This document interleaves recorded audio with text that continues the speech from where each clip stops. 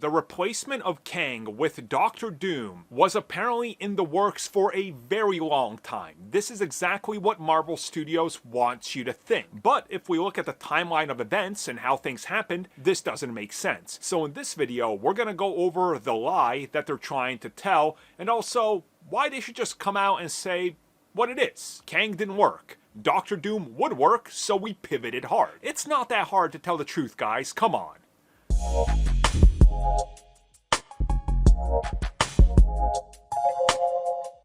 Oh, that Kang the Conqueror, we hardly knew you. Like, no, really, we hardly knew you. Like, you literally were built up to be the big bad, the oncoming second greatest thing ever since Thanos.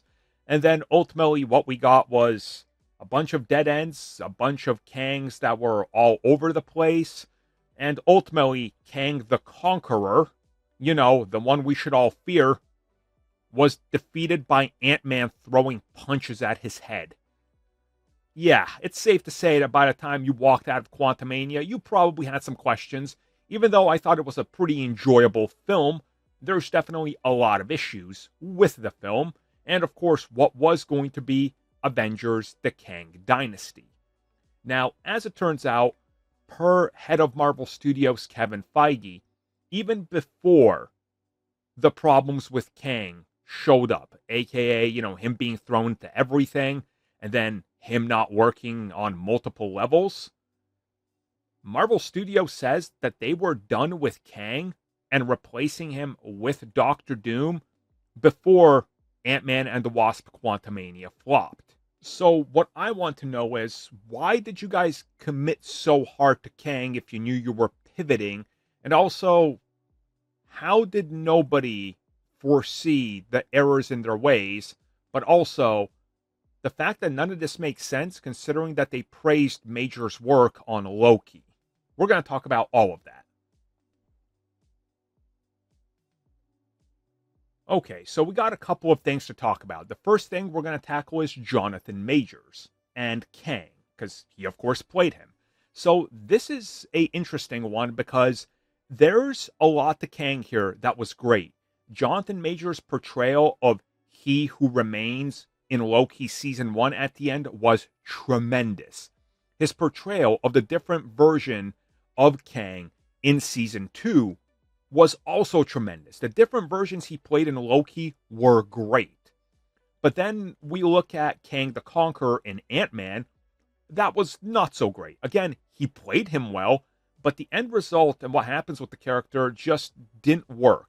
He ended up jobbing out to Ant-Man after he shows himself as the Conqueror, who literally went across every multiverse, defeated so many Avengers in different multiverses that he didn't even know who Ant-Man was because he's fought thousands of variants of Avengers.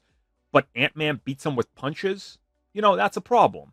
But also Marvel Studios saying, well, yeah, Jonathan Majors was great, but we were going to replace him before all the legal troubles and the failure of the character? I don't buy that. So just so we're clear, Kevin Feige said that obviously the legal things were, forcing their hand and they decided to part ways with Jonathan Majors, but that he wasn't really an issue in regards to, the whole situation, and that Kang was going to be phased out anyway. Now, I don't really believe that. They indicated in every interview, and so didn't he before all the legal trouble, that he was the future. They were dead set on Kang. They loved working with him. They gave him one of the biggest contracts of all time to a newcomer to any franchise. We know that he had at least another 3 to 4 appearances on his contract that were each upwards of $20 million a pop per project. So something here doesn't match up. And again, they're stating they dumped Kang after they realized that the character wasn't going to work, which happened before Ant-Man and the Wasp: Quantumania. Now, if this is true, the timeline of events really doesn't make sense, because that would mean that they decided to pivot from Kang right alongside the development of Season 2 and Quantumania. So why weren't there any mentions or any indications of Doctor Doom? Because I think Marvel Studios is lying. Now, look, do I have proof that they're outright lying? Not really. But what I can do is the same thing you guys can do, is use your eyes, use your ears, look at the timeline of events, and look at the statements that they made. So they stated that they started to talk about Doctor Doom while the development of Quantumania and then Loki Season 2 was happening. If that's the case, then why did the Russo brothers enter the picture along with Robert Downey Jr. for Doctor Doom 5.5 to 6 months after Ant-Man and the Wasp Quantumania? The timeline just doesn't add up. Kevin Feige here is working on an X-Men timeline, okay? He's expecting you to believe that things happen out of order and still make sense. Like, how does a 40-year-old Emma Frost appear in X-Men First Class, and then she's a 16-year-old 20 years later in X-Men Origins Wolverine? What are you talking about, Kevin? That's exactly what you're doing here. Now, I get it. They're trying to buy back trust from fans. And some fans are going to read this and they're not going to think about it. They're not going to logistically sit down and go, wait a minute, the timeline doesn't make sense. But it doesn't.